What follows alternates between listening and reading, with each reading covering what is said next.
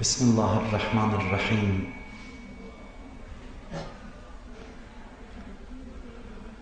Elhamdü ve sena'u lillah Rabbil alemin.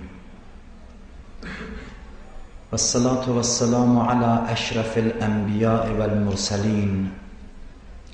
Habibi ilahina ve tabibi kulubina Ebil Qasimil Mustafa Muhammed.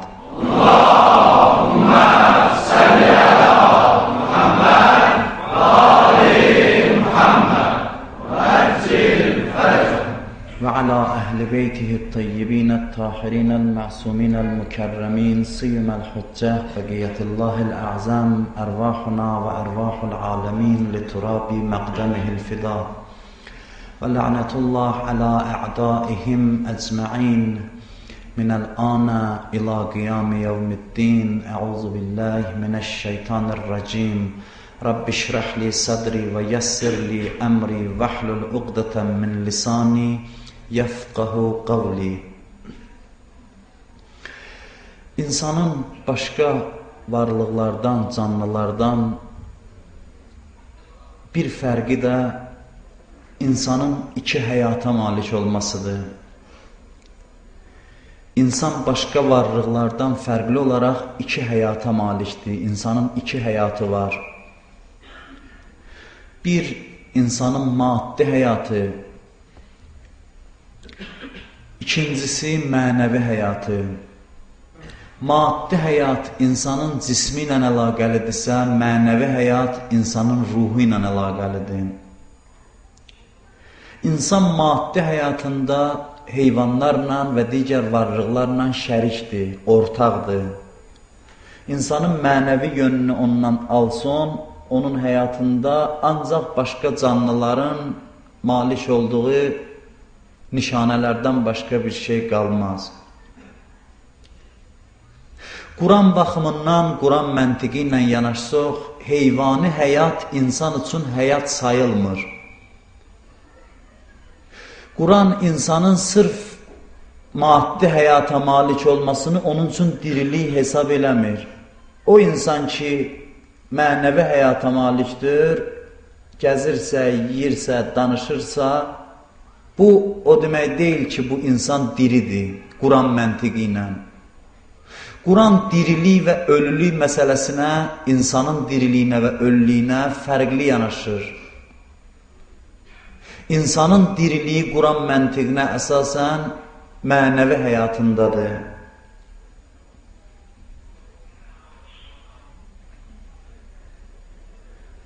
Mənəvi diriliyi necə əldə olunur? İnsan mənəvi diriliyə necə çata bilir? Onun neçə şərti var? Mənəvi diriliyə çatmağın ən əsas şərti, ən ümdə və vacib şərti Peyğəmbərə və onun əhl-i beytinə bağlanmaqdır. İnsan Peyğəmbərə və əhl-i beytə bağlanmasa, nə qədər ki o mənbəyə bağlanmayıb, nə mövqedə olursa olsun, nə millətdən olursa olsun, diri sayılmır, ölü sayılır. İnsan alim də olsa, cild kitab da yazsa, cahil də olsa, ərəb də olsa, əcəm də olsa, varlı da, kasıb da olsa, əgər bu mənbəyə, Peyğəmbərə və əhl-i beytə bağlanmayıbsa, insan mənəvi dirilik əldə eləyə bilməz. Quranın açıq ayələri var bu barədə. 3 yerdə Quran bu barədə danışır. Bir Ən'am surəsində, bir Ənfal surəsində, bir də Fatir surəsində. Allah insanın diriliyinə işarə eləyir. Bu ayələrdən bəlli olur ki, insan Peyğəmbərə və əhl-i beytə bağlanmasa, Peyğəmbərə və əhl-i beytə nəyə görə deyirəm? Dəlillərimiz var Qurandan və hədislərdən ki, Peyğəmbərə aid olan bütün fəzilətlər əhl-i beytə də aiddir, ancaq Peyğəmbərlik istisna olmaqla. Peyğəmbərlik çıx, qalan bütün fəzilətlər Əli əleyhissalam haqda deyilibsə, İmam Hüseynə də aiddir. İmam Cəfər Sadiq əleyhissalam barədə deyilibsə, İmam Muhammed Baqir əleyhissalama da aiddir. Yəni, onların hamısının fəziləti eynidir. Bir dənə Peyğəmbərin Bir fərqli cəhəti var, o da onun peyğəmbərliyidir. Onu çıxsaq, peyğəmbərə aid olan bütün fəzilətlər Əhl-i Beytə də aiddir, amma fürsət yoxdur buna. Qurandan və hədislərdən dəlillər gətirək, hələ ki bunu belə qəbul eləyək. Quranın ayəsi sizə tanış ayədir. Ənfal surəsindən ayə oxuyuram və tərcümə eləyirəm ki, bu ayəni dəfələrlə eşitmişsiniz. Bu ayə müraciətdir kimə? Möminlərə. Ya eyyuhəl-ləzinə amenu, belə başlayır. Ay iman gətirənlər. Yəni o kəslər ki, üz tutmusuz Allaha, hələ bir iş görməmişsiniz. Hələ üz tutmusuz Allaha, yönəlmişsiniz. İstəcibu lillah və lirrəsul.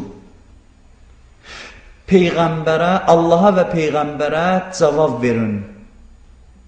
İza dəakum, sizi çağırdığı şeylərə doğru gedin. Lima yuhyikum, ki sizin diriliyiniz ondadır. Allahı qəbul eləyin və Peyğəmbərə itayət eləyin, Peyğəmbəri sevin, ona bağlanın, o zaman diri olarsınız. Bu yoxdursa dirilik olmayacaq. Nəfəs almaq, çörək yeməklə diriliyə nail olmayacaqsınız. O heyvani həyatdır, insan həyatıdır. İnsani həyata sahib çıxmaq istəyirsinizsə, o zaman Peyğəmbərə bağlanın. Peyğəmbər həyatın mənbəyidir, mənəvi həyatın mənbəyidir. Peyğəmbərə bağlanmadan insan müstəqil özü istəsə getsin, Əliyə bağlanmadan müstəqil getmək istəsə mümkün olmur. Peyğəmbər və Əhl-i Beytə necə bağlanaq? 3 mərhələsi var. Birincisi mərifətdir, onları tanımaq lazımdır. Bunlar kimdir? Mərifət yəni tanımaq. Bunları birinci tanımaq lazımdır. İkincisi məhəbbətdir. Tanıyandan sonra mümkündür insan onları sevməyə. Çünki insan gözəlliyə fitrətən aşiqdir. Bunların gözəlliyini tanıdığı zaman məhəbbət mərhələsi də dalıca gələcək şübhəsiz. Məhəbbətdən sonra nə gəlir? İtayət gəlir. İtayət nədir? Yəni ona oxşamaq, onun sözünə baxmaq. Çünki dünyada elə bir eşq yoxdur ki, məşuqu aşiqinə bənzətməsin. Eşqin xüsusiyyəti budur ki, məşuqu aşiqi ilə həmrəng eləyir, ona bənzədir. Görürsən, bir insan hansısa bir adamın aşiqidir, kumir deyirlər bizdə. İşlədirlər bu sözü. Hansısa bir məşhur şəxsiyyətin, hansısa bir sənət adamının, qalıb da indi kimin. Görürsən, yavaş-yavaş ona bənzəməyə çalışır, ona oxşamağa çalışır. Məhəbbət bənzərliyə aparır, itayətə aparır. Ona görə deyiblər ki, məhəbbət çox mühüm məsələdir. Elə insanları sevin ki, onlara bənzəmək sizə xeyir versin. Əhl-i Beyti də sevəndən sonra insan onlara bənzəməklə diriliyi qəbul edir. Diriliyə malik olur. Həyata, insani həyata, həyat mərhələsinə gəlib çatır. Mənəviyyat əgər həyat deməkdirsə, bunu siz yadda saxlayın. Bu fəlsəfədə də, irfanda da var. Mən də neçə dəfə demişəm və bunu siz öz yadınızda saxlayın. Allah bütün fəzilətlərini Peyğəmbərin qəlbinə nazil edir. Ondan Əli əleyhissalamın qəlbinə, ondan xanım Fatimə-i Zəhranın. Bu 14 məsum vasitəsilə, bu kanalla insani fəzilətlər insanlara gəlib çatır. Kim bunlara bağlıdırsa, onu əldə eləyə bilir. Bağlı deyilsə, başqa yolla getsə mümkündür. Yəni, Allahın ilahi bütün fəzilətləri bunlar vasitəsilə bizə gəlib çatır. Allah belə bir qanun qoyub və fəlsəfədə bunun dəlilləri var. Çünki varlıq aləmi enə-enə, yuxarıdan aşağı enə-enə gəlirsə, vücuda gələ bilən ilk varlıqlar bunlardır. Bunun özünün uzun bəhsi var, ona da daxil olmaq istəmirəm. Bunu başa düşək ki, insan qəlbi ilə bunların qəlbi arasında, görürsən, paylayıcı bir stansiya olur, oradan işıq ötürülür hər yana. Ora gərək bağlı olsun mənzildəki bu çıraqlar ki, oradan nəsə əldə eləyə bilsin. Allahın bütün feyzi Əhl-i Beytə, Peyğəmbərə nazil olur, ona bağlı olan qəlblər ondan nur götürə bilirlər. Kim bağlı deyilsə, namazla məsələ düzəlmir, orucla məsələ düzəlmir. İnsan insani həyata malik olmaq istəyirsə, gərək bunlara bağlansın. Hədis var Peyğəmbərdən, İslam ağac kimidir. Mən o ağacın köküyəm. Əli o ağacın gövdəsidir. Fatimə o ağacın suyudur, qidasıdır ki, olmasa ağac quruyar. Həsənlə Hüseyin o ağacın meyvələridir. Bütün bu proses nə üçün idi? Ağac meyvə yetirsin. Bu ilə də kifayətlənmir. Bizim şiyələrimiz o ağacın yarpaqlarıdır. Yəni bu ağaca bağlıdırlar, bundan qidalanırlar və yarpaq olurlar. Bəzən görürsən yarpaqlar solur, tökülür bəziləri. Allah eləməsin ki, biz o solub tökülən yarpaqlar kimi olaq. Payız küləyə gəlsin bizi, o ağacdan salsın yerə. Amma nə qədər ki bu ağaca bağlısan, diriliyin var, həyatın var. Bu Əhl-i Beytin tərifidir hədislərdə, Peyğəmbər Əhl-i Beytinin.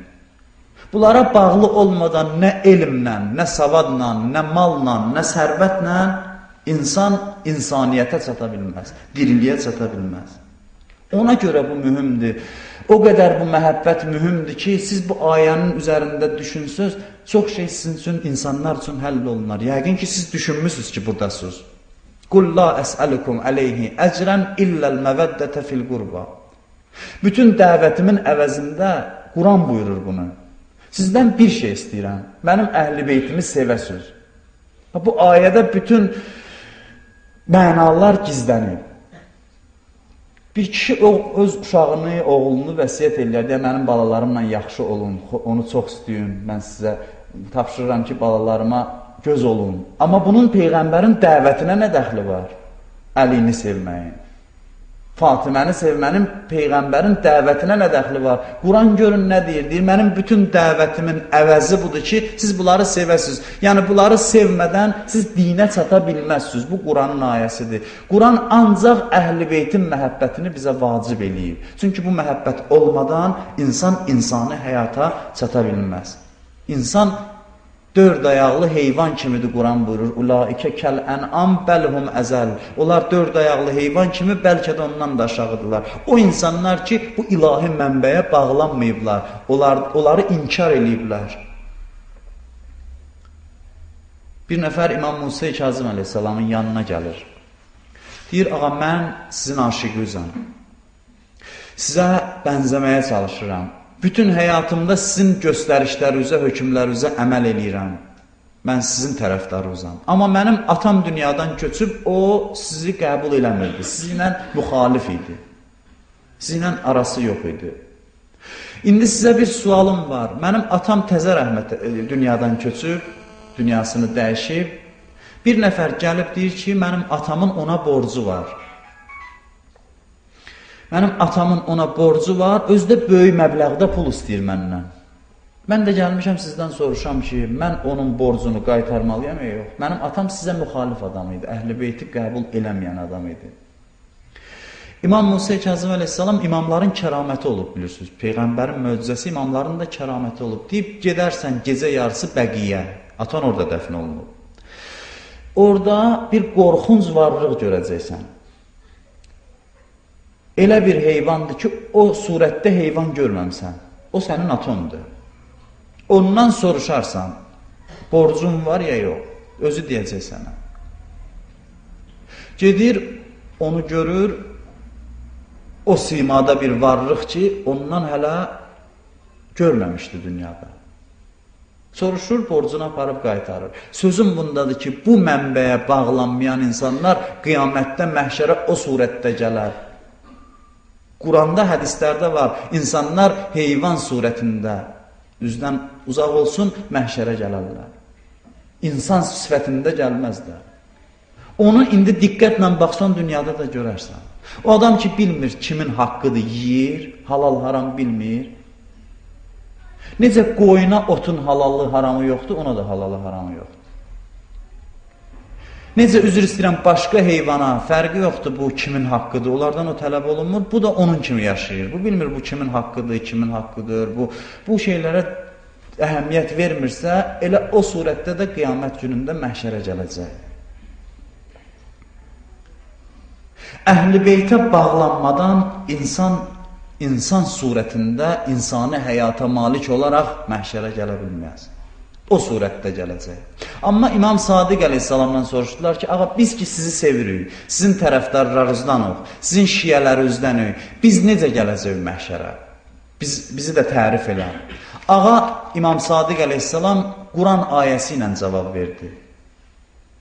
Dedi, يَوْمَ تَرَ الْمُؤْمِنِينَ وَالْمُؤْمِنَاتِ يَسْعَى نُورُهُمْ بَيْنَ أَيْدِيهِمْ وَبِأَيْمَانِهِمْ Siz qiyamətdə məhşərə gələndə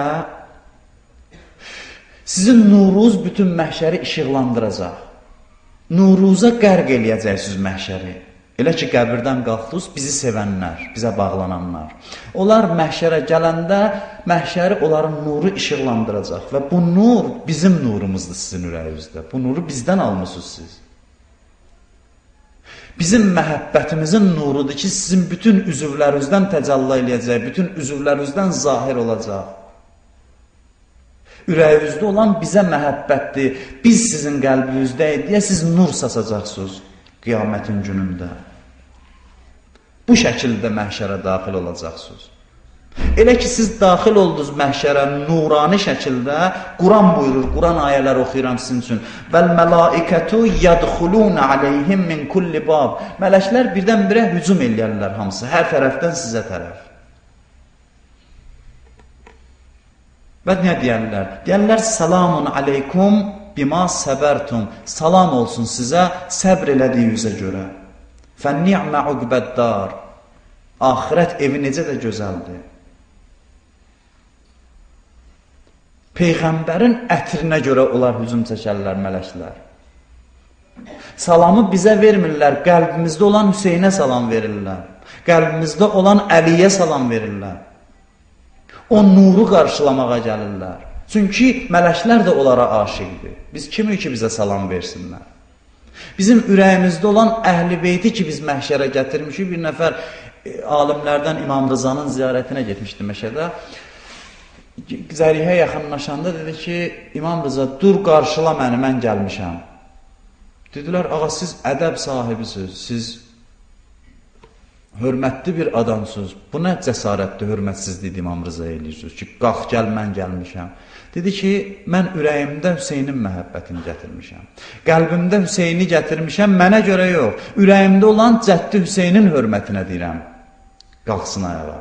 Mənə yox, mənim nə qiymətim var? Həqiqət də elə belədir. Ayətullah Lüzma Seyyid Əhməd Xunsari rəhmətullahi aleyh çox böyük alimlərimizdən idi. İmamın da ona xüsusi məhəbbəti var idi, xüsusi hörməti var idi. Yaxın zamanlarda yaşayıb o. 98 il yaşayıb. 5 yaşından namaz qılıb, 93 il ibadət eləyib. Deyirlər, ömrünü 3 dənə 93 ili gəldi, üst-üstə namazını qıldı.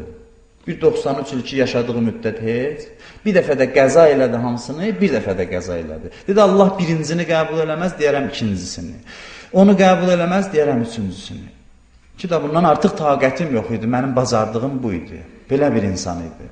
Çox məqamı ali insan idi. Deyirlər, ömrünə yarım yox, bir həftə qalmış. 7 gün ömrünün axırına. Bu yataqdadır, ailəsi danışır. Oğlu da, ailəsi də səhv eləmirəmsə alim, fəzilətli insanlardır. Gördü, bunun səsi gəlir otaqdan. Dedi, yaxı, bunun yanına heç kəs keçmədi. Qapını da döyüb narahat eləmək istəmir. Bu söhbət elədi kimlənsə, sözü tamamlandı.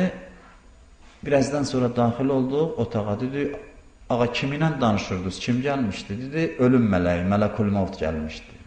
Ölüm mələyi gələndə mən soruşdum ki, məni aparmağa gəlmirsən? Dedi, yox. Allahdan icazə almışam, gələm səni ziyarət eləyəm. Bəs Hasan gələcəksən bir həftədən sonra. Düz dediyi kimi də oldu. Bir həftədən sonra həmin saatda hazırlaşdı. 12.000 dəfə la ilahe illallah dedi. Ondan sonra canını tapşırdı. Bu söz hədislərdən gələndir. Hədislər bunu deyirlər. Mən mata əla hubbi ali Muhammed. Kim Peyğəmbər ailəsinin məhəbbəti ilə dünyadan köçsə, hədis Peyğəmbər buyurur. Bunu əhl-i sünnət də, şiyələr də nəql edib. Onun qəbri mələklərin ziyarətgahı olar. Çünki mələklər harada bu məhəbbəti görsələr, maqnit kimi cəzb eləyir. Ayətullah Lüzma Xunsarinin də qiyməti bundaydı ki, ürəyində Əhl-i Beyt məhəbbəti var idi. Odur ki, Əzrail Allahdan icazə alır. Deyir, qoy gedim mən bunu ziyarət edeyim. Bir adamı ki, Əzrail ziyarət elədi də canlı da rahat alar. Çətin olmaz. Da onunla dostlaşıb da və onun iadətinə gəlib, baş çəkibsə, onun ölümü də rahat olar. Dünyadan köçməsi də rahat olar. Mələklər salam verər. Salamun aleykum bima səbərtum. Siz səbr elədiniz. Peyğəmbər və əhl-i beytin yanında oldunuz. O məhəbbətdən imtina eləmədiniz. Çoxları çalışır bugün dünyada bizi əhl-i beytdən ayırsınlar. Onun da hikməti var. Onlara onun xeyri var. Çünki Əlinin adı olan din həqiqi dindir. Hüseynsiz din dindir.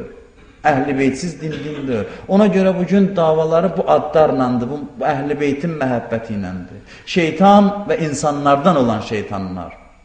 Kim dözəcək axıra qədər azmayacaq, mələklər deyəcək, salam olsun sizə, səbr elədiniz, əhl-i beyti tərk eləmədiniz.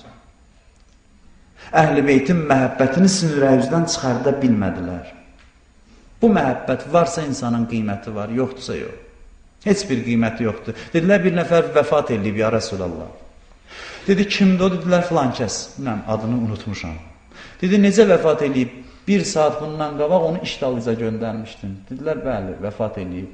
Xahiş edirik, gələsiniz buna cənazə namazı qılasınız, meyid namazı. Peyğəmbər buyurdu ki, o necə öldü, hansı vəziyyətdə? Axı, indi bir saat bundan qabaq görmüşdü. Dedi ki, Əleyhissalamdan ki, məmuriyyətə göndərmişdiniz onu. Mədinədə də münafiqlər, ikiyüzlülər var idi, İslama ziyan vurmaq istəyən insanlar idi. Yemək gətirib verdilər buna və Əleyhissalama. Həzrət Əli yemədi yeməkdən, ona da dedi ki, yemək zəhərlidir, yemə. Yeməyə zəhər qatıblar. O deyib, baxdı Əleyhissalama, dedi, nə qədər sən bizim işimizə qarışacaqsan? Elə hər işimizə sən qarışmalısan, yemək də yeyəndə səndən icazə alaq. Əleyhissalama çox sərt sözlər, tünd sözlər dedi, yeməkdən yedi, yeyən kimi də öldü. Peyğəmbər dedi, mən onun cənazə namazını qıla bilmərəm. O adam ki, Əlinin ürəyini sındırıb, bütün rəhmət qapılarını üzünə bağlayıb. Ona mən namaz qıla bilmərəm. O müsəlman hökmündə deyir ki, mən gediyənəm ona namaz qılam. O adam ki, Əliyə hörmətsizlik eləyib. Getdilər, Həzrət Əliyə dedilər. Həzrət Əliyə dedilər ki, filan kəs ölüb, Peyğəmbər də namaz qılmır. Yazırlar ki, tələsə-tələsə gəldi, dedi, ya Rasulallah, mən bağışladım onu. Onun taxsırından keçdim, onun günahından keçdim. Siz də durun, ona namazını qılın. Ondan sonra Peyğəmbər Əleyhissalam halal eləyəndən sonra, Əleyhissalam ondan razı deyildisə, Peyğəmbər deyir, onun namazını qılmaq, əhl-i beyt ondan narazıdırsa, onun ibadətini, onun meyid namazını mən qıla bilmərəm. İnsanın dəyəri bundandır. Heyvanı necə görürsən, kəsiləndən sonra şəri, üzü qibləyə, bismillah, kəsici alətlə kəsilməlidir. Heyvan qiymət tapır. Qiymət tapır, gəlir insanın bədənində yerləşmək şərafətinə nail olur. Bazara çıxardırlar, xeyli qiymətə satırlar. Amma yox, özü ölsə, həmin ətdir. Ət həmin ətdir. Amma onun heç bir qiyməti yoxdur. Onu satmaq da haramdır. Biri də bilsə ki, bu meyid ətidir, ona bir köpük verməz. Şəriət də deyir, aparın, bastırın onu. Ondan heç nə çıxmaz. İnsan da belədir. Necə ona kəsici alət toxunmasa qiymət tapmaz, insana əhl-i beyt məhəbbəti toxunmasa cənnətdə yerləşmək ləyaqəti tapmaz. Deyərlər, aparın cəhənnəmə, atın, hörmətsiz şəkildə davranın. Onun ləyaqəti yoxdur ki, gəlsin cənnətdə yerləşsin. Bütün fəzilətləri biz bunlardan əldə edirik. Bütün fəzilətləri. Bunlara məhəbbət dünyada izzətlə yaşayıb, şərəflə ölməyin birinci səbəbidir, amilidir. Bunlara məhəbbət. Soruşdular İmam Sadiq əleyhissalamdan ki, ağa biz sizi sevənlər necə öləcəyik? Hansı ölümümüzdən danışın bizim. Buyurdu ki, elə ki siz can verirsiniz. Hələ ölüm mələyi gəlməmiş, Əzrail gəlməmiş. Peyğəmbər birinci gələr sizin başınızın üstünə. Əleyhissalam gələr, anam Zəhra gələr, İmam Həsən, İmam Hüseyin gələr və biz hamımız gələrik. Hələ ölüm mələyi gəlməyib. Ətrafdakıların da xəbəri yoxdur. Onlar o tərəfi görmürlər hələ. Onlar dayanıblar, ağlayırlar, gülürlər, bilmirəm, neynirlər hər halda. Bəzi gözləyir ki, tez ölsün, görüm nəyi qaldı mənə. Bu baxır, siz baxarsınız, birinci bu 5 nəfər sizin yanınıza gələr. Peyğəmbər soruşar sizdən, səndən, deyər, necəsən, halın necədir? Siz cavab verərsiniz ki, ağa mən yaxşıyam. Ona görə yaxşıyam ki, bir ömür sizi ilə yaşamışam. Sizin məhəbbətinizlə yaşamışam. Pulumu, malımı sizin yolunuzda xərcləmişəm. Ömrümü sizin yolunuzda sərf eləmişəm. Əza məclisi qurulub, gəlib oturub ağlamışam. Sizin doğum günləriniz, bayram günlərinizdə şad olmuşam. Sizin fəzilətinizdən hədis danışıblar, qulaq asmışam. Sizin fəzilətinizdən başqalarına danışmışam. Hey sayacaq. İndi də mən yaxşıyam. Ona görə ki, sizinlə yaşamışam. Peyğəmbər də deyər, bəli, düz deyirsən. Çünki biz sizə şahidik. Bəziləri deyir ki, Peyğəmbər bizə şahiddir demək şirkdir. Allaha şərik qoşdun. Ancaq Allah şahiddir. Səhv fikirdir bu. Quran bunu inkar edir bu fikri. Quran buyurur ki, Allah qeybi istədiyinə bildirər. Quran buyurur. Allah bilir, amma Allah öz elmi ilə Peyğəmbərə də bildirər.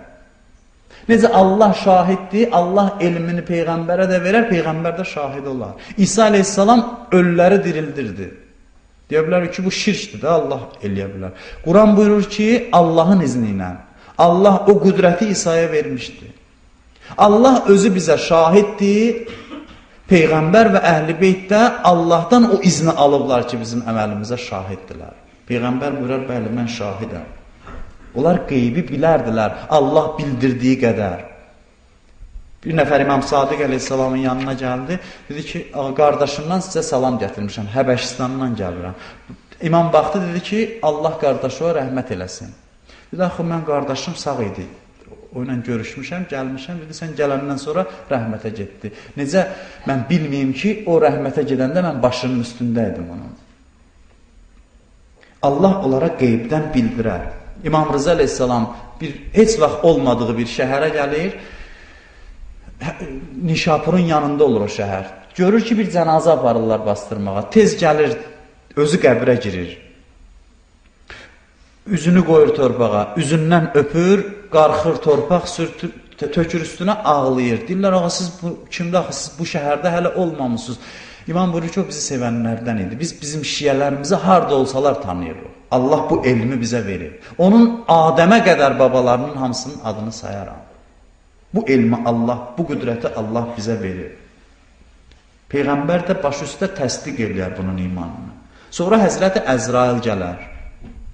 Gələr, görər, burada hörmətli adamlar var. Bunların yanında cürət eləməz. Gələr, dayanar bir kənarda Peyğəmbərə salam verər. Peyğəmbər baxar Həzrəti Əzraila, deyər, bunu tanıyırsan bu can verəni? Deyir, bəli, bu sizi sevənlərdəndir. Mənə Allah əmr eləyib ki, ondan atadan mehriban davranın. Ata balasına necə mehriban olar, ondan da mehriban. Ondan sonra o şəkildə canını alar. Ölümü belə olar, bərzəxi də, qiyaməti də. Mən bir hədis deyim sonda. Bəlkə də Məhərrəm söhbətidir bu. Amma bu günlər həm də əza günləridir. Xanım Fatimə Zəhranın əza günləridir. İki şəhadət arasında olan günlər adətən elə əza günü hesab olunur. Bu hədisi də deyim, sözümü tamamlayayım ki, bu hədisi eşitmişsiniz, amma tam kamil mətnini istəyirəm bugün oxuyam sizin üçün və sözümü tamamlayam. Ən mötəbər hədislərdən biridir bu hədis. Bir nəfər gəlir, İmam Sadiq əleyhissalamdan soruşur. Diqqət eləyin bu hədisə, çox qiymətli bir hədisdir bu. Soruşur ki, ağa, sizdən bir sualım var. Quran ayəsi barədədir mənim sualım. İstəyirəm bu ayəni mənə başa salasınız, şərh eləyəsiniz. Hansı ayə? Ayəni oxuyur. Āmenəhum min fəzəil yevmil əkbər. Onlar böyük günün qorxusundan amandadılar. Böyük günün qorxusundan amandadılar. Əvvəl sualım budur ki, böyük gün hansı gündür? Yevmul əkbər. İmam Sadiq buyurur, o qiyamət günüdür. Bəs onun qorxusu nədir? İmam buyurur ki, çox qorxuludur qiyamət günü. İnsanlar dayanacaqlarda dayanır, hər nəfəsini soruşurlar, qazandığı pulu soruşurlar, xərclədiyini soruşurlar, gözün işarəsini soruşurlar, göz vurmağı, hər şeyi soruşurlar, namazı soruşurlar, orucu soruşurlar. Cəhənnəm bütün məhşəri bürüyür, insanlar cəhənnəm odunun əhatəsində sorğu-sual olunurlar deyə qorxurlar. Qiyamətin qorxusu çox ağırdır. Bəs o kimdir ki, Allah buyurur, onlar qiyamətin bu qorxusundan amandadılar? Bunu mənə izah elə. Amenəhum. Onları Allah amanda saxlayıb qiyamətin əzabından. İmam Sadiq buyurur ki, qoy buna mən özüm yox, atam Baqir əleyhissalamdan hədis deyim. O da atası İmam Zeynəl Abidinlə, İmam Səccad əleyhissalamdan, o atası Hüseyin əleyhissalamdan, o atası Əlidən, o da Peyğəmbərdən bu hədisi nəql eləyir. Qoy bunu danışım sənə və bu ayəni izah eləyim. Peyğəmbər özü belə izah eləyib, mən də ona uyğun. O hansı hədisdir? Deyib, bunu Peyğəmbər dediyim və mənə də atalarım çatdırdı. İza kanə yevmul qiyamə nadə munadin min butnanil ərş. Elə ki, qiyamət oldu, bir münadi göylərin batinindən, ərşin uca yerindən nida eləyər, səslənər. Elə ki, insanlar qalxdı qəbirdən. Hamı hazırdır, bir carçı münadi nida eləyər, nida çəkər. Ya məşərəl xalaik, ay insanların məhşəri, toplumu. Qəzzu əbsarəkum, gözünüzü aşağı salın. Hamınız gözünüzü salın aşağı. Hətta təmurra bintə Rəsulillah ila qəsriha. Peyğəmbər qızı Fatimə gəlir. Hamınız gözünüzü dikin aşağı, salın aşağı. Fatimə gəlir məhşərə ki, getsin cənnətə daxil olsun. Cəmaat gözünü aşağı salar. Peyğəmbər buyurur, fətə'ti Fatimətu ibnəti, qızım Fatimə gələr. 70.000 cənnət hurisinin əhatəsində gələr. Nurdan hicab eləyərlər, bürüyərlər xanım Zəhranı o hicaba, xanım Zəhra daxil olar məhşərə. Fəiza bələğət ilə babi qəsriha, elə ki cənnətə çatdı, gəldi çatdı düz cənnətin qapısına. Fəvvəcədətil Həsən qaimən, görər cənnətin qapısında İmam Həsən ağa dayanıb, oğlu İmam Həsən dayanıb. Elə ki gözü sataşdı İmam Həsənə, oğluna, gözü bir başqa adamı da axtarar. Həsənin yanında kim olar? Qardaş İmam Hüseyni. Xanım Zəhra gözü ilə İmam Hüseyni axtarar. Axı həmişə bunlar bir-birinin yanında olublar. Baxar o yan bu yana, Allah göstərər ona, baxar görər bir başsız bədən uzanır. Bir başsız bədən Kərbəlada necə başı kəsilmişdi, Allah əvvəl Hüseyni o şəkildə göstərər, sonra dirildər. Zəhra baxar, görər İmam Hüseyin uzanıb, başı bədənindən ayrı. Xanım Zəhra tanıyar, amma bir qəmli adam görürsən, öz yaxınını da görəndə soruşar. Tərəddüddə soruşar, İmam Həsəndən soruşar, ya bu nəyyə, mən haza, ay mənim balam, bu kimdir? Fəyəqul əxi, İmam Həsən deyər, ana, bu mənim qardaşım Hüseyndir. İnnə ümmətə əbik qətəluhu və qətəə rəsəhu. Sənin atan Peyğəmbərin ümməti bunu öldürür və onun başını bədənindən ayırır. Bütün Peyğəmbərlər baxır. İslam Peyğəmbəri baxır. Bütün məhşər baxır. O zaman Zəhra ağlamağa başlayar. Zəhra ağlamağa başlayanda məhşər ağlamağa başlayar. Bütün məhşər Peyğəmbərlər xanım Zəhranın səsinə səs verib ağlayarlar. O zaman Allah yetişər Fatimənin dadına. Allahdan xitab gələr. Ay Peyğəmbərin qızı, mən özüm səni gətirdim məhşərə. Mən sənin Hüseyni bu halda gətirdim məhşərə və bunu ona görə elədim ki, sənə baş sağlığı verəm bugün. Allah deyər Fatiməyə, mən sənə oğlum Hüseynin müsibətində bugün baş sağlığı vermək istəyirəm, amma baş sağlığım sözlə olmayacaq ki, deyəm başın sağ olsun, sözlə olmayacaq. Baş sağlığı Aşura günündən indiyəcən saxlamışam. Aşurada sənin oğlun Hüseyin şəhid olandan bu baş sağlığını qiyamətə saxlamışam ki, burada sənə bunu hökm eləyəm. O baş sağlığı nədir? Baş sağlığı budur. Mən, aləmlərin Rəbbi olan Allah, belə qərara gəlmişəm, belə hökm eləmişəm ki, sizə bağlananların, sizi sevənlərin əməl dəftərinə baxmayan, hesabsız cənnətə daxil eləyəm. O adamlar ki, ürəyi sizə yanırdı. O adamlar ki, sizə bağlanıb sizin kimi idilər, sizin kimi yaşayırdılar. O qorxulu səhnələri görməzlər. Onların əməl dəftərini açıb baxmayacaq. Ondan sonra Peyğəmbər buyurur, فَتَدْخُلُ فَاتِمَةُ İbnəti əl-cənnə və şiətüha. Onda mənim qızım Fatimə cənnətə daxil olar və şiyələri də özü ilə aparar. Və hətta hədisdə dalıca buyurur ki, şiyələri sevənlərə də şəfayət eləyər. Ondan sonra İmam Sadiq deyir, o ki, ayə soruşdum məndən, Āmenəhum min fəzəil yevmil əkbər, böyük günün qorxusundan amandadılar, o vaxt bu insanlardır. O insanlar ki, Əhl-i Beytin məhəbbəti ilə yaşayıblar. O insanlar Əhl-i Beytin rənginə boyandığı üçün, Əhl-i Beytə bənzədikləri üçün qiyamətin o qorxulu sorğu-suallarından amandadılar. Allah and içib ki, mən onları sorğu-suala çəkməyə həya eləyirəm. Bir insanın qəlbində Fatimə varsa, bir insanın qəlbində Hüseyin varsa, bir insanın qəlbində Peyğəmbərin və Əlinin adı varsa, mən o adamlardan sorğu-sual aparmayacam. Bu mənim Allahlığımla bir araya sığmaz. Əsas məsələ budur ki, bu məhəbbəti insan özü ilə ora apara bilər. Apara bilsə, o zaman inşallah nicət tapmış insanlardan olar. Allah bizi Əhl-i Beytlə yaşadıb, Əhl-i Beytlə dünyadan aparsın inşallah. Allahümmə inna nəsəlükə və nəd'uk bismikəl azimil əzəm, əl-əəzzil əcəllil əkrəm və bihaqqı Fatimə və əbiha və bə'liha və bəniha, ya Allah.